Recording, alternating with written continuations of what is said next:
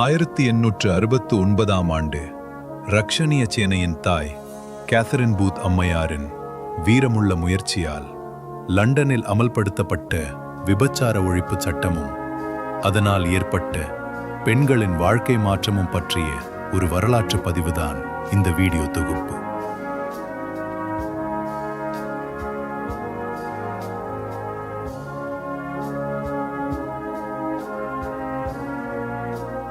Catherine booth அம்மையார் ஒரு திறமையுள்ள வீரமுள்ள பெண்.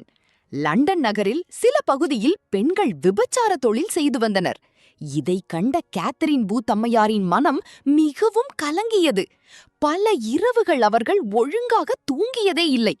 அவர்கள் மனம் அந்த பெண்களின் விடுதலையை மட்டுமே எண்ணியது. இவர்களை பாவ வாழ்க்கையிலிருந்து எப்படி விடுவிப்பது என்று சிந்திக்கலானார்கள். கேத்தரின் பூத் அம்மையார் நெறி தவறிய பெண்களுக்கு நீதிமன்றங்கள் கொடுக்கும் கடினமான தண்டனைகளுக்காக மிகவும் வேதனைப்பட்டார்கள்.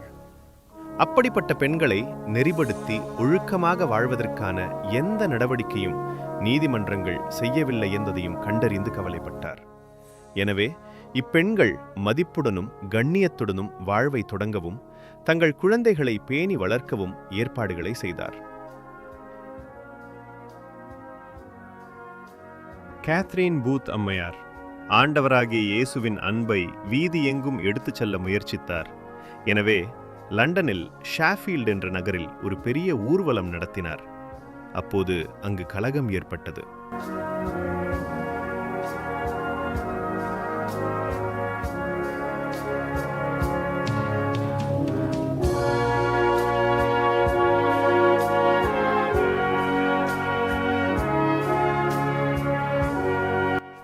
அப்போது ஒரு நீதிபதிக்கும் கேத்தரின் பூத் அம்மையாருக்கும் இடையே ஒரு பெரிய வாக்குவாதம் நடைபெற்றது. நீதிபதி கேட்டார், உங்களால் இந்த ஊர்வலங்களை தவிர்க்க முடியாதா என்று. அதற்கு கேத்தரின் பூத் அம்மையார், அதுதான் முடியாது. நான் சிறைக்கு சென்று மடிந்தாலும் மடிவேனே தவிர ஊர்வலத்தின் மூலம் இயேசுவின் அன்பை மக்களிடம் பரப்புவதை தவிர்க்க என்னால் முடியாது என்று பதிலளித்தார்.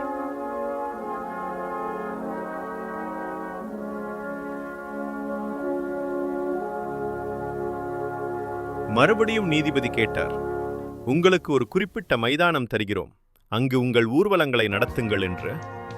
அதற்கு கேத்தரின் பூத் அம்மையார், மைதானங்களில் மனிதர்கள் இருக்க மாட்டார்களே, நாங்கள் மனிதர்களை நாடி செல்கிறோம், மனிதர்கள் இருக்கும் இடத்தை நோக்கிதான் நாங்கள் செல்ல முடியும் என்றார்கள்.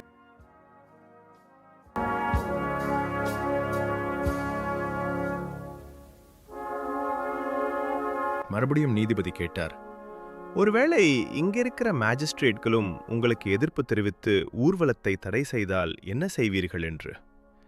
அதற்கு பதிலளித்த கேத்தரின் பூத் அம்மையார், உங்களால் முடிந்தால் நீங்கள் செய்து பாருங்கள் என்றார். மறுபடியும் நீதிபதி கேட்டார், உங்களையும் உங்கள் எல்லா ஊழியர்களையும் சிறையில் தள்ளினால் என்ன செய்வீர்கள் என்று. அதற்கு பதிலளித்த கேத்தரின் பூத் அம்மையார், எங்களை தொடர்ந்து ஏராளமான தொண்டர்களும் அணி திரண்டு சிறைகளை நிரப்ப ஆயத்தமாக இருக்கிறார்கள் என்றார்.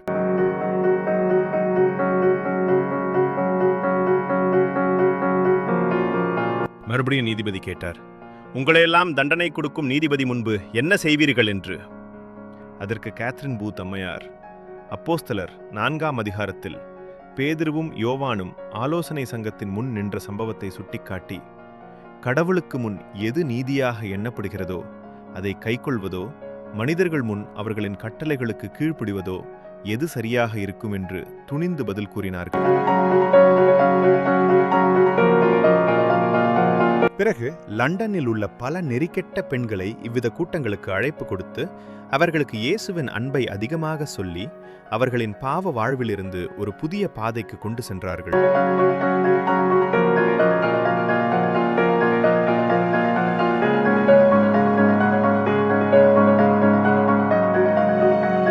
கேத்தரின் பூத் அம்மையார் விபச்சார ஒழிப்பு சட்டத்தை அமல்படுத்தும்படி லண்டனில் உள்ள மக்களிடம் வீதி வீதியாக சென்று கையொப்பம் வாங்கினார்கள்.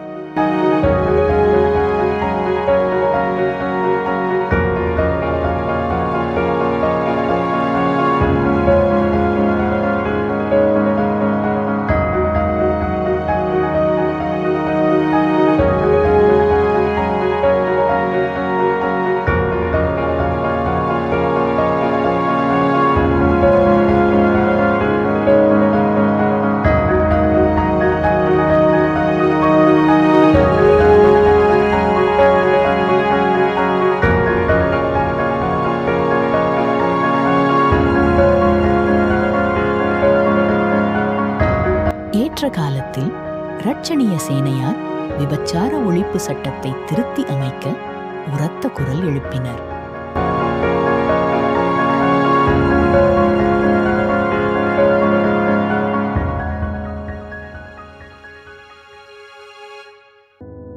கேத்தரின் பூத் அம்மையார் இங்கிலாந்தை ஆண்ட விக்டோரியா பேரரசிக்கும் பிரதமர் கிளாஸ்டனுக்கும் மனுக்கள் எழுதி பாராளுமன்றத்திற்கு அனுப்பினார்.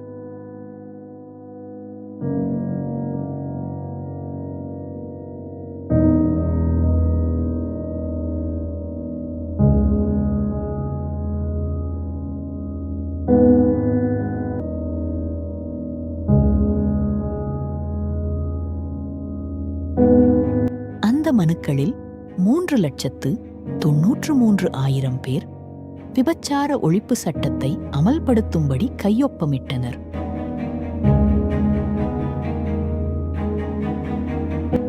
அந்த 3,93,000 கையொப்பங்களை தாங்கிய காகித சுருள் 2 மைல் நீளத்துக்கு மேல் இருந்தது. அதனை இரட்சணிய சேனையின் கொடிகள் பொதிந்திருந்தன.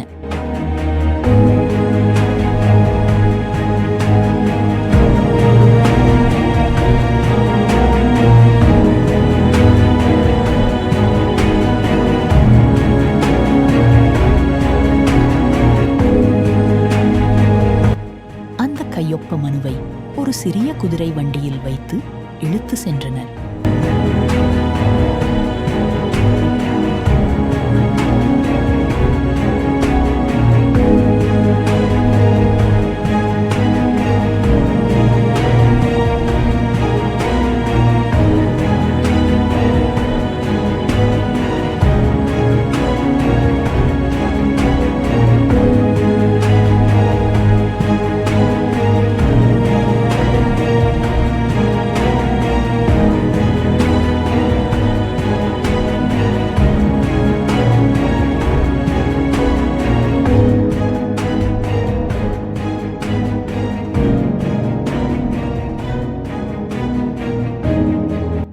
இங்கிலாந்து பாராளுமன்றத்தில் 8 ஆற்றல் மிக்க சேனையாரால் அந்த மனு சுருள் சமர்ப்பிக்கப்பட்டது.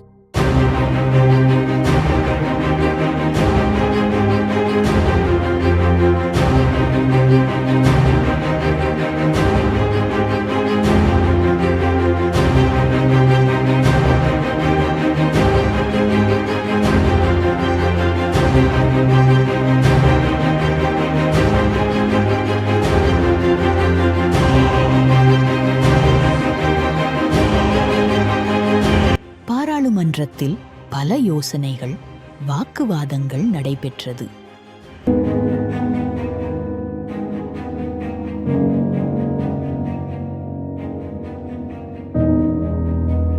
நீண்ட யோசனைக்குப் பின் சட்டத்தை இயற்ற அரசு ஒப்புதல் அளித்தது.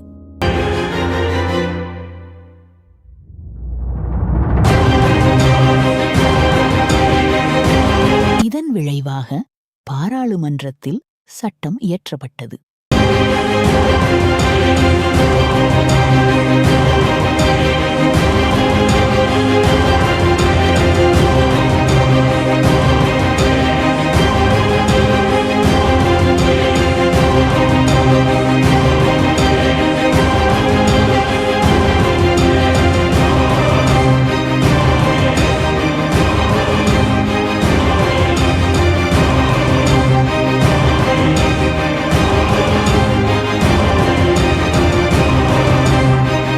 பத்திரிகைகளிலும் அதிகாரப்பூர்வமாகவும் சட்டம் இங்கிலாந்து தேசத்தில் வெளியிடப்பட்டது. இச்செய்தியை கேட்ட எல்லா பெண்களும் மிகவும் மகிழ்ச்சி அடைந்தனர். பெண்கள் ஒருவரை ஒருவர் ஆறத் தழுவி தங்களின் மகிழ்ச்சியை வெளிப்படுத்தினர். அநேக பெண்கள் கண்ணீர் மல்க இறைவனுக்கும் இரட்சணிய சேனையின் அன்னை கேத்தரின் பூத் அம்மையாருக்கும் நன்றி கூறினார்கள்.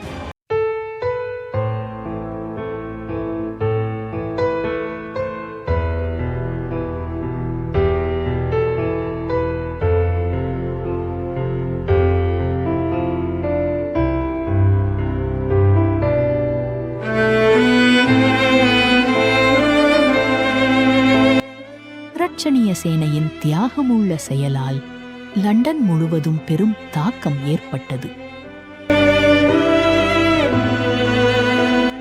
கேத்தரின் பூத் அம்மையார் மிகவும் மகிழ்ச்சி அடைந்து இறைவனுக்கு நன்றி கூறினார்கள்.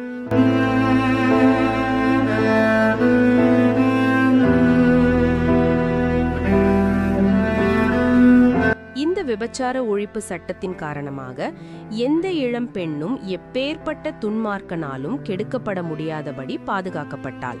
மேலும் இப்பெண்கள் தன்மதிப்புடனும் கண்ணியத்துடனும் வாழ்வை தொடங்கவும் தங்கள் பிள்ளைகளை பேணி வளர்க்கவும் ஏற்பாடுகளை கேத்தரின் பூத் அம்மையார் செய்தார்கள்.